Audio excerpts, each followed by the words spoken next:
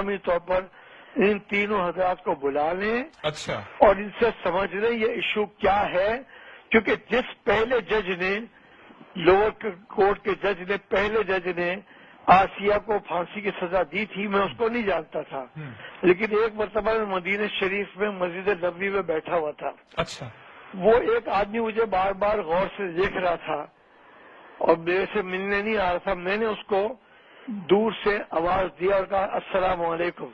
تو وہ اٹھ کر میرے پاس آ گیا، بڑے ادب سے ملا اچھا اور اس نے کہا میں وہ جج ہوں کہ جس نے اس آسیہ کو پھانسی کی سزا دی ہے۔ اچھا تو میں نے کہا آپ مسجد نبوی میں بیٹھے ہیں، وضو سے ہیں،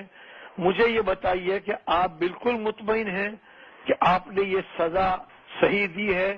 کسی دباؤ میں آئے بغیر دی ہے؟ بولا میرے ایمان کے تقاضے کو پورا کرنے کے لیے میں نے یہ سزا دی ہے، اور اس سے واقعی میں آپ کے سامنے مسجد میں بیٹھ کے بیان نہیں کر سکتا کہ اس نے کیا کیا گستاخیاں کی ہیں۔